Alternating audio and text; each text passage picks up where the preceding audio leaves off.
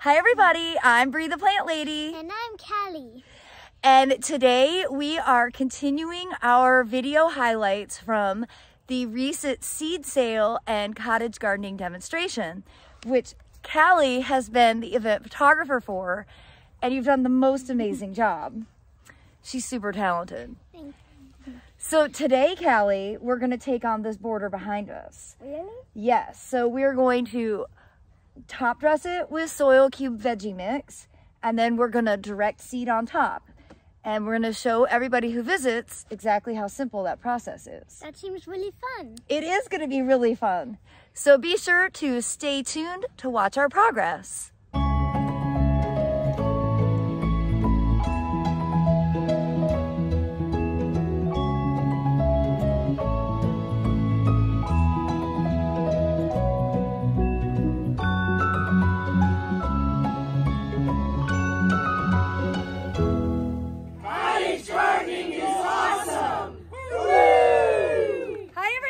I'm Bree the Plant Lady, and thank you all for coming today. We are going to do our first installation here in the east meets west border. And this side of it is a native perennial garden. The other side is predominantly Asian native trees and shrubs.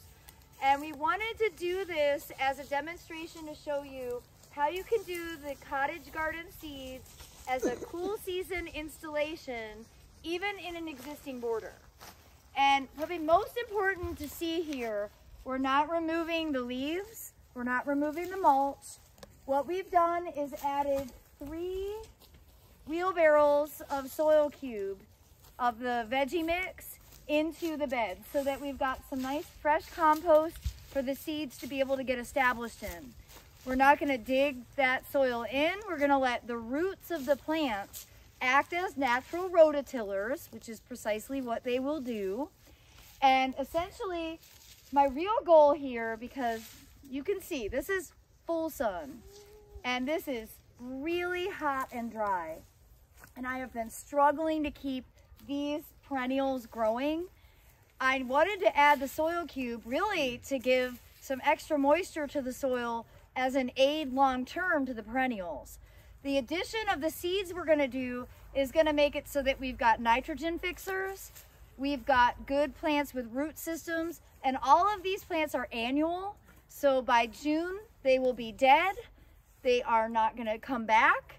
And it will basically be that these perennials can then fill in all the space. Long term, I'm not going to have room to grow poppies and other things in here because all of these plants will spread and basically cover the ground plane. But in year 1, this is a really important installation to basically use these cover crops or use these flowering cottage garden plants as a cover crop. And that's one of the things that I think needs to be talked about more for home gardeners, is that it's growing these plants, it's not that you have to do it every year, but it's a really good way to improve your soil, make it better for growing other plants long term. And even though people don't think of poppies as a cover crop, they are. They develop a taproot that, as it breaks down, adds organic matter to the soil, and it also opens a cavity into hard pan soil that will allow it to fill with organic matter, making it better drained. So though we are gardening on sand, the same application works on clay. And this is one of the things that I think everybody should learn as early as possible. $5 worth of seed can fix your soil in 1 season. It's absolutely amazing. And all you have to do is what Aiden just did. Basically rake out that compost, and now we're just gonna scatter the seeds right on top. We'll be sure to keep it watered because we're exceptionally dry right now. And by next summer, this soil profile will look completely different than it does right now. And that's ultimately what my goal is, to make it so that these plants will grow more sustainably without having to have water running every single day all summer long. So let's get started on the seeding process. So the reason that I wanted Aiden to do that bag of soil cube right along the edge, and that was the veggie mix bag, was because edges are the most important part of your landscape, and they're often the most underutilized.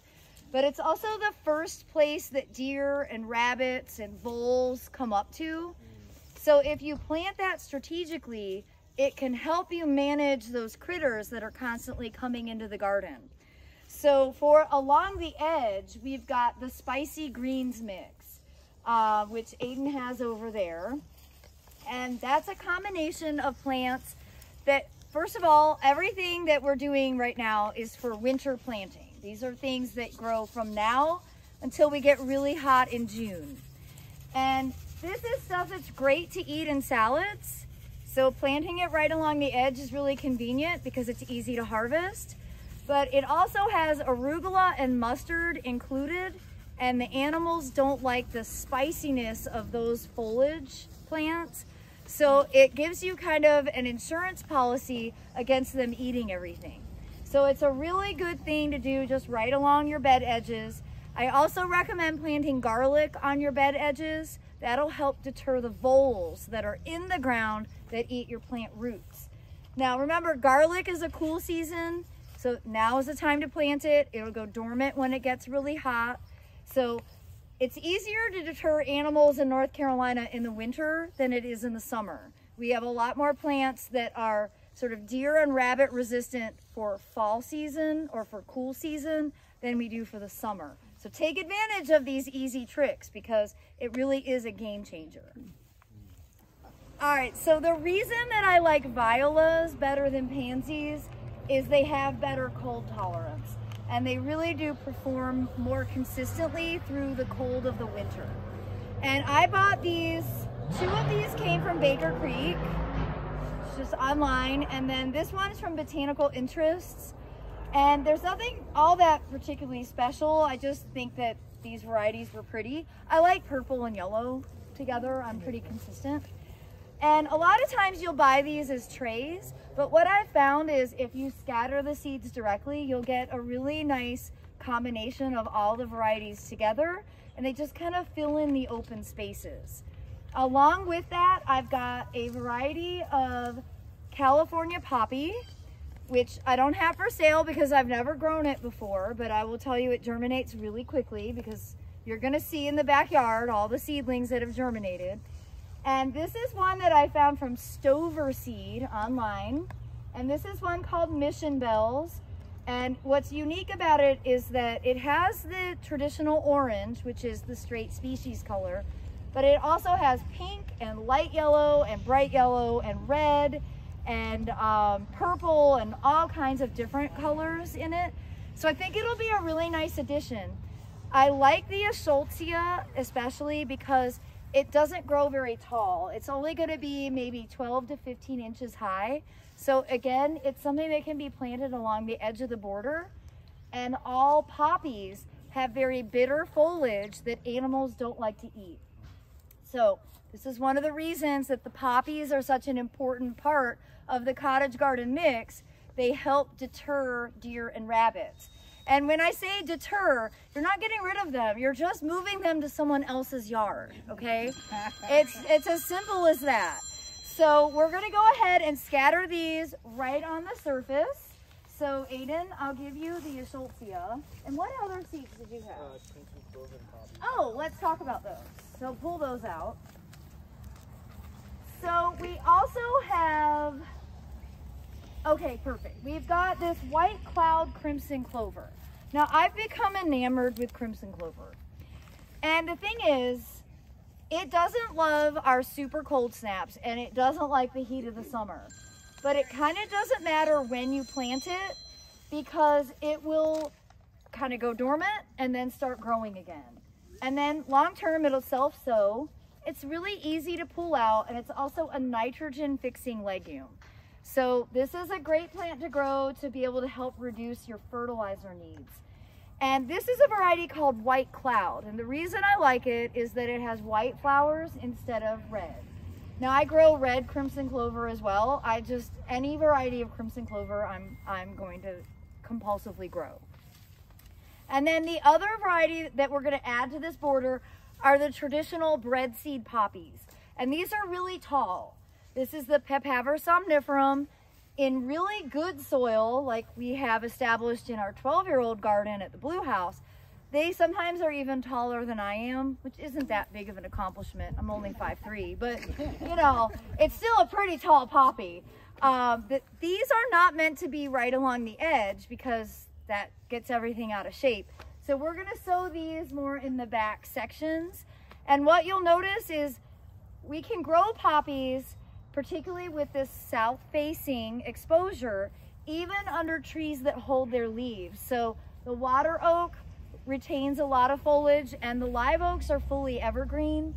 We're still able to grow the poppies with this exposure because it's south-facing. So that's one of the advantages of this cool season combo, that even if you have a lot of sun in the summer, a lot of the trees are deciduous. In the winter time, you have more sun shining in. It gives you an opportunity to grow plants that you wouldn't necessarily do when the leaves are out. Okay, so let's get busy sowing these seeds. That and the violas will go first. The 2 varieties of poppies will be last. The reason for that is the poppies are very intolerant of being buried. So you gotta sow the other seeds before the poppies. So while you're stepping in the bed, if you wanna do any raking in the bed, you can do that. Once you sow the poppies, you have to leave the bed alone. And it's very anticlimactic, just gonna warn you. Like, bed prep is everything. And once you sow the seeds, it takes like 30 seconds. Of course, the violas are also really low growing. So the logical place to put them is along with that leafy green mix, the spicy greens. The great thing is the viola's flowers are edible and they make salads a lot more interesting. I've got alpha gal, so I get stuck eating salads like all the time. I do not think salad is special. Put that out there. Raw food is lazy food. But I do appreciate a salad when it has some flowers in it. So you can kind of see, I'm not being too heavy-handed. I want to get all the way through to the end of the border. Okay, now I have some left, so I can be a little better. There you go. And we're adding, and you can add the crimson clover through all of it because it's so useful. And if you want, go get another package. The crimson clover is a workhorse. It develops a taproot, which helps with drainage and breaking hard pan clay. It fixes nitrogen, it attracts pollinators, and it's just generally really easy to grow. It's just a really beautiful plant. Mid-border. I'm gonna even sow it in the areas where we didn't put compost, just to see if it sows. And I want you first of all to see the seed size. So it's not very big. So this is the clover. And so this is what most people do wrong with poppies in particular. They bury them. And then you lower your germination rate instantly because they need light to germinate. So what I'm gonna do with these seeds is basically apply the bowling method. Now, I don't actually bowl for real. I mean, I bowl for fun, not very regularly. But I've got this in my hand. I'm gonna take it back and I'm gonna sort of slowly but wide open my hand up so that the seed lands in a nice wide pattern. And I'm gonna do that probably 3 times through this bed. Such fun. All right, right? Yes, I win the gold. There you go. Now I'm gonna do the same thing for the breadseed poppies. And I want you to see that the breadseed poppies are even smaller than the Schultzia.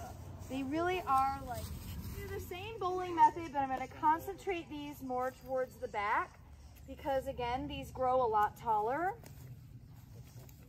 And these small packs were a mistake, so they're not available. The packs that are available inside are like 4 times the amount of poppy seed, which is why you could cover all of Fuquaverina. I might actually do some rogue seeding. I don't think anybody would mind, right? Okay, that's it. And that's it, is that we're hot and we're dry. And I don't think that any of you should go home and sow your seeds tomorrow. I want you to wait until we have cooler weather and we get some measurable rain. And even then, measurable rain isn't going to be enough. You're going to actually have to start watering and watering and watering. Do not remember the last time we were this dry going into winter. I am very concerned. I am just concerned for my own mental health, in addition to all of the plants. But it's something to really pay attention to. We probably need, what, 6 to 10 inches of rain to catch up. I feel like we're kind of getting at that place. And remember, the seedlings will germinate, especially because it's so warm, in typically now 3 to 5 days, which is very fast. Usually with cooler temperatures, it takes maybe 10 to 15 days. But as they grow, the height of their foliage is equaled in their root development. And that means they've only got roots in that top inch of soil, which is the first place that dries out every day. So when we take you around to the back of the house, you'll see I have to water those beds every single day now. And it's a significant chore.